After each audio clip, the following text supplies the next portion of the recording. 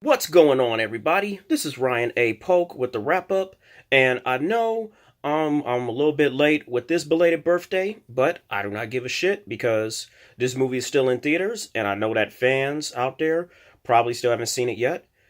So, my review today is going to be on Happy Death Day to You, directed by Christopher B. Landon again, making his return out from the first one, and honestly, I have to say that I did enjoy the first one better. I mean, Christopher B. Landon didn't do a bad job, and the movie didn't suck, but this movie it more so is kind of like more goofy, wacky, kind of like more so than like horror slasher. And and judging by the trailer, is you got Tree who's back in the time loop again after her friend Ryan, also from the first one, he's experiencing it now. So so now also it looks like that she's back in the time loop as well, going dating back to the events of the first one. I mean, pretty fucked up for her, but us fans, we love Happy Death Day, and that's why we was interested in seeing the sequel. And this movie, though, I mean, it's the fact that it was goofy and wacky and everything. I mean, I'm not gonna say that like again, it didn't suck. However, it was just a little bit. It just wasn't as good as the first one. I mean, kind of wasn't what I expected it to be. And speaking of not even of what I expected it to be, there's a few surprises and twists in it. It's more so focused on the time loop itself. Now, I don't want to go too much into so much detail because I feel like if I do, then it's spoiling it. And but I will say though, I mean, it was pretty. The sequel was pretty creative, and and honestly, when it comes to Happy Death Day to You, I wouldn't even put it on. I wouldn't even put it up there as like as not one of the worst movies of the year. However, I also would not put it as one of the best movies of the year.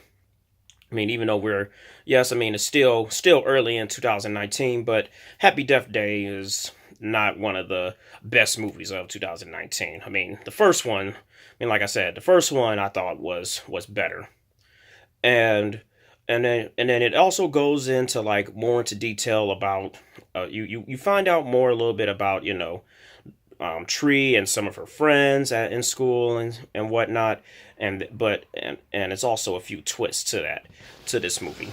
There's a few twists, even when it comes to the killer.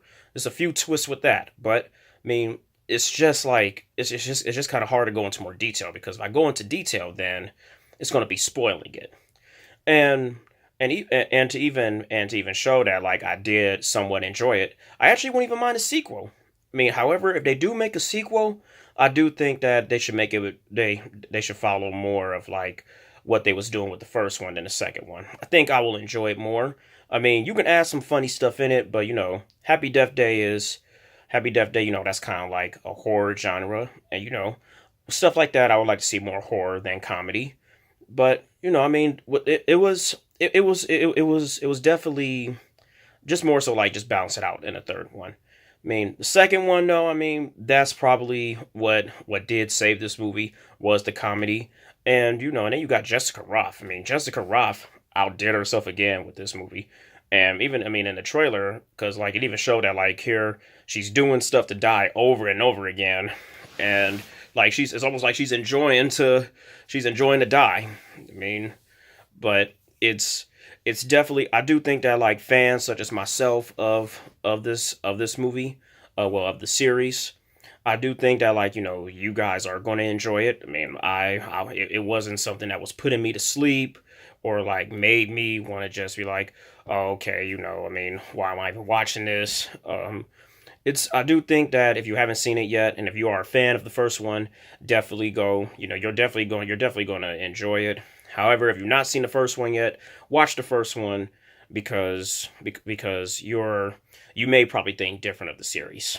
So with that being said, should you go see Happy Death Day or should you wait for it to go to the red box? Honestly, honestly, if you do go see it, if you have like a dollar theater near you or something like that, or like if if a movie theater is having some type of special where it's $5 a certain day, then yeah, go see it. Don't pay movie price to go see it. However, if you don't have any of them theaters around you that are like that, then just wait for it for the red box, or like, or maybe go see it when it's like matinee time. Depending on how much matinee is on where you're at, then yeah, go see it. Like if it's like $5 or $6 during matinee, then yeah, definitely go see that. But don't be paying no $8 or $9 to go see this movie.